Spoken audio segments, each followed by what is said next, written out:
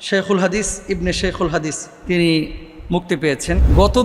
গত রাতে যে ঘটনা ঘটেছে, আমরা অনেকে আগ বাড়িয়ে অনেক কিছু পোস্ট করেছি এবং আমরা বলছিলাম যে ওয়েট অ্যান্ড সি, দেখা যাক শেষ পর্যন্ত কি হয়। আল্লাহ তাআলা মুক্তির ব্যবস্থা করেছেন। আমাদের আবেগের কারণে, আমাদের বিবেক কাজ না করার কারণে কিছু কিছু সময় অনেক আলেম ওলামা খেসারত দিতে হয়। জোশ কে সাথ হুশ ভি রাহনা চাহিয়ে, শুধু জোশ থাকলেই হবে না, হুশও রাখতে হবে। ডক্টর আব্দুল্লাহ জাহাঙ্গীর রহিমাহুল্লাহ একটা কথা বলতেন সবসময়, যে এদেশের মানুষের ধর্মীয় আবেগ অনেক, কিন্তু ধর্মীয় জ্ঞান মোটেও নাই। একজন আলেম সম্পর্কে কোনো কিছু নিশ্চিত না হয়ে শোনা মাত্রই সেটাকে শেয়ার করা এবং সেভাবে মানুষের সামনে উপস্থাপন করা, ইসলাম এই বিষয়টাকে অনুমোদন করে কি না বা কিভাবে দেখে। 9:30টার দিকে যখন দেখলাম যে ফেসবুকে ভাইরাল, আমি দু একজন বক্তার কমেন্ট বক্সে গিয়ে কমেন্ট করলাম। গাড়ির ভিতরে তিনি যে বসে এইভাবে তাকায় আছেন পেছনে, এটাকে নিয়ে এসে আলহামদুলিল্লাহ তিনি মুক্ত বাতাসে। অনেক বক্তাও এ কাজ করেছেন। অন্যান্য কারাবন্দী যে সমস্ত আলেম ওলামা আছেন তাদেরও যেন মুক্তির ব্যবস্থা অতি দ্রুত হয়ে যায়। আলেমদের মুক্তিতে জনপ্রিয়তা কমে না, যারা প্রশাসনের মহলে আছেন, যারা দায়িত্বশীল আছেন, জনপ্রিয়তা বাড়ে। এবং প্রত্যেকটা আলেম তো আসলে মুক্ত পাখির মতো সে ঘুরে বেড়াবে আকাশে বাতাসে, সব জায়গায় ইসলামকে ছড়াবে। সুতরাং আল্লাহ তিনি মুক্তি পেয়েছেন, আমরা দোয়া করি আল্লাহ সুবহানাহু ওয়া তাআলা তার কণ্ঠটাকে বুলন্দ করুন। এবং আরেকটি বিষয়, হুজুরের কাছে আমাদের প্রত্যাশা আছে, সেই প্রত্যাশাটা হচ্ছে উনি যেভাবে আগে দাওয়াতি কাজ করেছেন সেভাবে অবশ্যই দাওয়াতি কাজ তো তিনি করবেন ইনশাআল্লাহ তাআলা।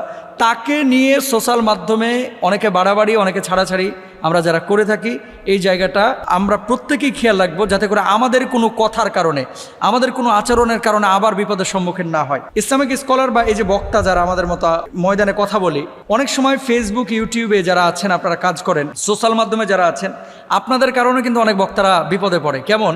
অনেক বক্তারা কি করে, কিছু কিছু জায়গায় দেখা যাচ্ছে একটা হুঙ্কার দিয়েছে, পুরো আলোচনাটা আগ পিছ না করে শুধু হুঙ্কারের জায়গাগুলো ফ্ল্যাশব্যাকে ইউজ করে। তো এগুলো প্রশাসনের নজরে আসলে অনেক সময় কিন্তু এটা ব্যাড ইফেক্ট পড়ে। তো এই ক্ষেত্রে খেয়াল করতে হবে যে আমাদের আগে এবং পরে হুজুর কি বলতেছেন সেই জায়গাগুলো আমরা খেয়াল করব ইনশাআল্লাহ তাআলা। সোশ্যাল মাধ্যমে যারা আপনারা আছেন, যারা সোশ্যাল মাধ্যমে অ্যাক্টিভ আছেন, তারা আপনারা বিষয়টা খেয়াল করবেন। পলিটিক্যাল কোনো বিষয় থাকতে পারে, সেই বিষয়গুলো তো আসলে আমরা ছোট মানুষ, এত গভীরে তো আমরা যেতে পারবো না। ব্যক্তি জগৎ সবার আলাদা আলাদা থাকতে পারে, কিন্তু সেই জায়গাগুলো থেকে ওনাদেরকে সমর্থন করা উচিত। আল উলামা ওয়ারাসাতুল আম্বিয়া, তারা হচ্ছে নবীদের ওয়ারিস।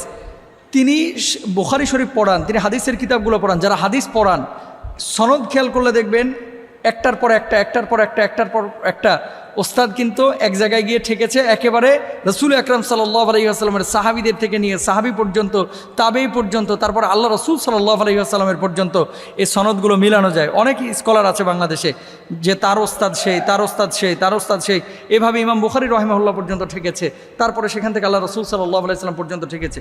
তো ওনারা হাদিসের দাস দিয়ে থাকেন এবং মুহাদ্দিস, তারা হচ্ছে নবীদের ওয়ারিস। আলেমদেরকে ভালোবাসলে আল্লাহ সুবহানাহু ওয়া তাআলা খুশি হন, এবং আলেমকে ভালোবাসা বলে নবীকে ভালোবাসা মানে আল্লাহ সুবহানাহু ওয়া তাআলাকে ভালোবাসা।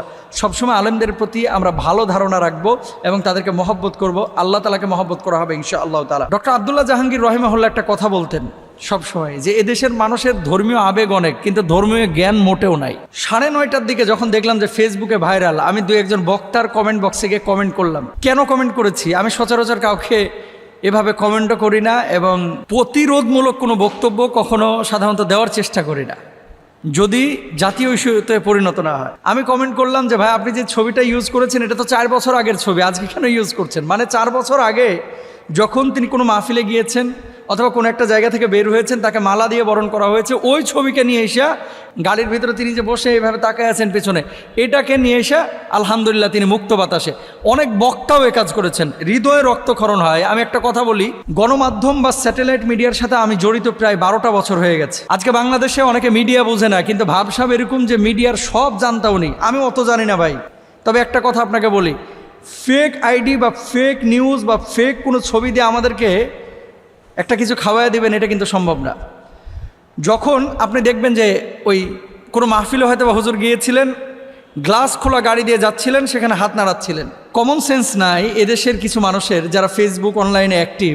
হুজুর হাত নাড়াচ্ছে, এখানে যে লোগো সহ লাইভ করা যে সম্ভব না, সাথে সাথে ধরেন রোজ টিভি অথবা XYZ কোনো মিডিয়া লাইভ দিল কোথা থেকে, আপনার কাশিমপুর কারাগারের সামনে থেকে, সাথে সাথে লোগো দিয়ে এইভাবে পুরন বা নতুন ফুটেজ ব্যবহার করে, এটা যে এত ইজি না আর একটা ছবি যখন আপনি দেখতেছেন যে এখানে ঘোলাটে একটা ছবি বের হয়েছে, তারপরে এখানে গাড়ির মধ্যে যেই জোয়ারটা, এরা আশপাশে কাশিমপুর কারাগারে কোনো কিছুই নাই, এরকম একটা লোগোযুক্ত পুরনো ছবি পাইলেন আর ধুমায়া শেয়ার করলেন যে তিনি বের হয়ে গেছেন, এই যে হাত নাড়াচ্ছেন।